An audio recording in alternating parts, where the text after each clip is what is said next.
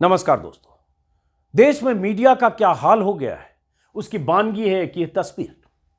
यहां जो एक शख्स एक सोफे पर बैठा है, इस शख्स को शायद आप में से ज्यादातर लोग पहचानते होंगे। इस शख्स का नाम है पंडित धीरेन्द्र शास्त्री।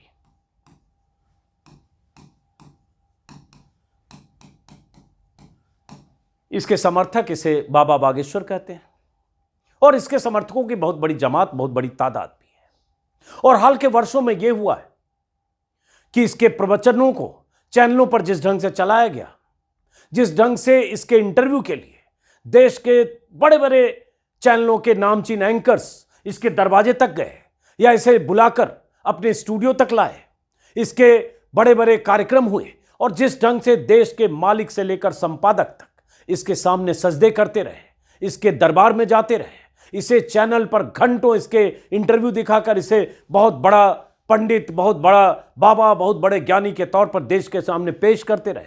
उसी का नतीजा है कि यह खुद तो अपने को बहुत बड़ा ज्ञानी, संत, महात्मा, पंडित तो समझ ही रहा है, लेकिन इसने मीडिया की क्या हैसियत या मीडिया को क्या औकात दिखाई है उसकी बानगी है यह तस्वीर। सामने स्क्रीन पर है, मैं जरा बड़ा करता हूं और उसके बाद कि मैं ऐसा कह क्यों रहा हूं। बाबा बागेश्वर के चरणों में देश का मीडिया। 27 साल का एक लड़का जिसके पांडित्य पर भी 100 सवाल हैं, कोई धर्माचार्य नहीं है। उसकी जुबान से जब भी भाषण या प्रवचन होता है उसमें कुछ न कुछ नफरती बातें निकलती है, महिलाओं के खिलाफ, किसी धर्म विशेष के खिलाफ, अल्पसंख्यकों के खिलाफ, हिंदू राष्ट्र की बात करना, संविधान के खिलाफ। उसके दर्जनों ऐसे बयान कुख्यात हैं, गूगल में दर्ज है। लेकिन मीडिया ने चूंकि सर माथे पर बिठा लिया बीते 3-4 सालों से, और चूंकि बड़े बड़े नेता उसके दरबार में हाजिरी लगाने जाने लगे, चाहे एमपी के पूर्व मुख्यमंत्री कमलनाथ हो, चाहे शिवराज सिंह हो, चाहे बीजेपी का और दर्जनों नेता, इसलिए इसको लगने लगा कि यह बहुत बड़ी शख्सियत बन गया, बहुत बड़ा धर्माचार्य, बहुत बड़ा बाबा। अलग अलग राज्यों में इसके कार्यक्रम होते हैं और देश में ऐसा माहौल है, जब मीडिया किसी को सिर माथे पर बिठाता है तो उसके पंडालों में भीड़ होती है, और जब भीड़ होती है तो फिर मीडिया उसको घंटों कवरेज देता है, दर्जनों चैनल पर लाइव होता है और उसका एक माहौल बनता है। यही मीडिया का नैरेटिव है। लेकिन उसी मीडिया को, जिस मीडिया ने इस पंडित धीरेन्द्र शास्त्री को बीते 3-4 सालों में एक आश्रम में प्रवचन देने वाले 24 साल के लड़के को, 25 साल 23 साल के लड़के को, 4 साल पहले तक जिसे बहुत चंद लोग जानते होंगे उस खास इलाके के जहां यह प्रवचन देता था, आज पूरा देश जान गया, क्योंकि इसके पीछे मीडिया की ताकत है, मीडिया का समर्पण है, मीडिया की श्रद्धा है। इसलिए इसके दरबार में, इसके चरणों के पास बैठे हुए बहुत सारे लोगों को आपने पहले देखा, लेकिन मुझे इस तस्वीर को देखकर तकलीफ हुई। मैं भी चैनल में रहा हूं 20-25 साल और इनका कोई कसूर नहीं है, लेकिन इनको देखिए क्या किया। सामने एक छोटा सा टेबल है, ये सोफे पे बैठा है, उस टेबल पर सारे माइक्स हैं, सारे चैनल के दर्जनों होंगे और ये दर्जनों रिपोर्टर, कैमरामैन भी बैठे और चैनलों की टीम से जुड़े लोग हैं, चैनलों से जुड़े लोग हैं। सब जमीन पर बैठे हैं, सबको जमीन पर बैठाया गया। जमीन पर एक छोटा सा गद्दा कुछ दिख रहा है, जमीन पर बैठे और ये सामने आसन पर बैठा है। ये स्थिति क्यों आई? ये न शंकराचार्य है, न बहुत बड़ा धर्माचार्य है। और शंकराचार्य के सामने भी अगर जाए कोई रिपोर्टर तो मैं कहूंगा सामने कुर्सी पर बैठ के बात होनी चाहिए, सामने मेज, बीच में मेज हो, उधर कुर्सी हो। ऐसे शंकराचार्यों का इंटरव्यू भी हुआ अभी। अब जमीन पर श्रद्धा में किसी के सामने बैठ जाए तो चलिए, आपकी आस्था हो सकती है कि कोई 60 साल 65 साल के कोई धर्मगुरु हैं, आप श्रद्धा के साथ अगर उनके सामने जमीन पर बैठे, चलिए ये भी आपकी निजी आस्था का विषय है, हो सकता है, अब बैठ सकते हैं, कोई गलत नहीं है। लेकिन यहां एक प्रेस कॉन्फ्रेंस है, आप मीडिया की नुमाइंदगी करने गए हैं, आप निजी आस्था का प्रदर्शन करने नहीं गए हैं, आप पंडित धीरेन्द्र शास्त्री के पांडित्य के सामने नतमस्तक होकर उनसे ज्ञान लेने, आशीर्वाद लेने नहीं गए। आप पंडित धीरेन्द्र शास्त्री के प्रेस कॉन्फ्रेंस में गए हैं, उसकी बात सुनने गए हैं, जो ज्यादातर बकवासी होता है। और जब गए हैं तो बैठाने की यह व्यवस्था है कि सब जमीन पर बैठे। मैं तो कहूंगा कि मीडिया के सभी लोगों को इसने औकात दिखाई है कि आपकी यह औकात है, जमीन पर बैठो। और इसके लिए ये जिम्मेदार भी नहीं है। ये रिपोर्टर कुछ स्ट्रिंगर भी हो सकते हैं या कैमरामैन, वो क्या करेंगे? उन्हें ऐसे निर्देश है कि बस बागेश्वर के प्रेस कॉन्फ्रेंस जाओ, जो भी बोले लेकर आओ। और कोई अगर बागेश्वर किसी की शिकायत कर दे कि तुम्हारे फलां रिपोर्टर ने मुझसे आड़ा तिरछा सवाल किया, तो हो सकता है उसकी नौकरी भी चली जाए। क्योंकि बागेश्वर या पंडित धीरेन्द्र शास्त्री, बाबा बागेश्वर इनके समर्थक कहते हैं, पंडित धीरेन्द्र शास्त्री चैनलों के लिए ज्यादा अहमियत रखता है यहां बैठे किसी रिपोर्टर से। चैनल के मालिक इसके दरबार में जाते हो, संपादक इसके दरबार में जाते हो, तो किसी रिपोर्टर बेचारे की क्या हैसियत कि वहां कहे कि धीरेन्द्र शास्त्री जी, हालांकि धीरेन्द्र शास्त्री जी कोई कहता नहीं, बाबा बागेश्वर जी या बाबा जी, हम यहां जमीन पर कैसे बैठे, बैठने का कोई और इंतजाम क्यों नहीं है?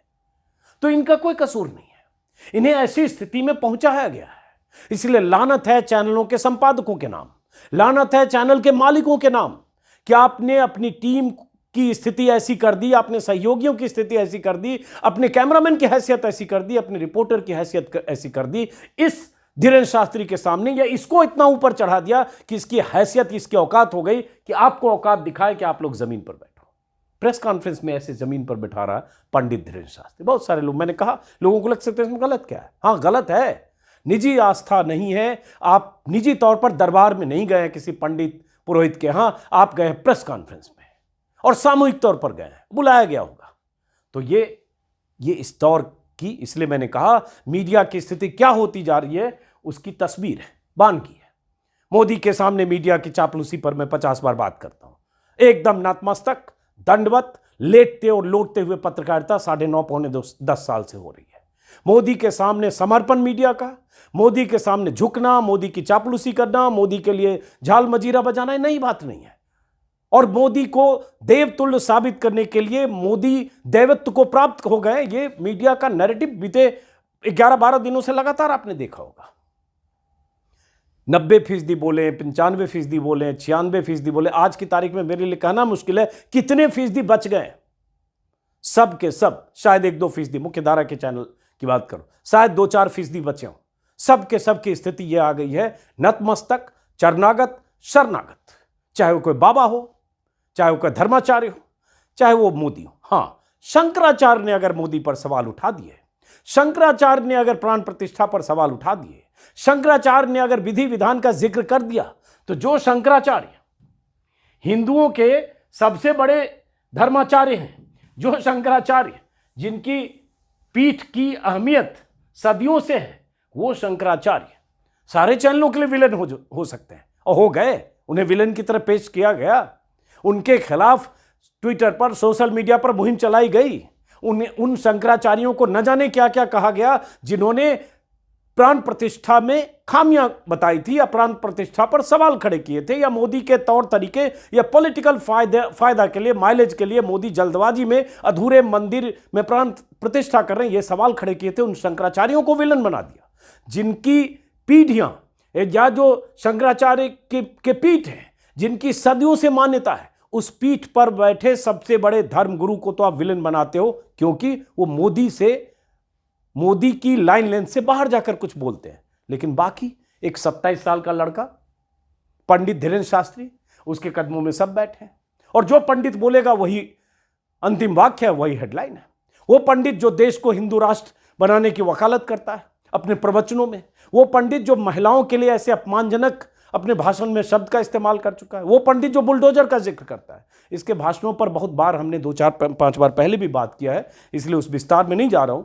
लेकिन ये मीडिया की स्थिति है, और ये भी, और ऐसी स्थिति, इसमें निरंतर गिरावट देखेंगे, और ये होने वाला है, क्योंकि देश कट्टर हिंदुत्ववादी सोच के साथ एक ऐसी डगर पर चल पड़ा है जहां ऐसे लोग ही चैनलों की जरूरत है, जहां वो लोग जो संविधान में यकीन करते हैं, वो लोग जो धर्मनिरपेक्षता या पंथ निरपेक्षता की बात करते हैं, वो लोग जो लोकतांत्रिक अधिकारों की बात करते हैं, वो लोग जो भारत के लोकतांत्रिक मूल्यों की बात करते हैं, वो लोग जो मर्यादाओं की बात करते हैं, उन सारे लोगों की आवाजें बेमानी है।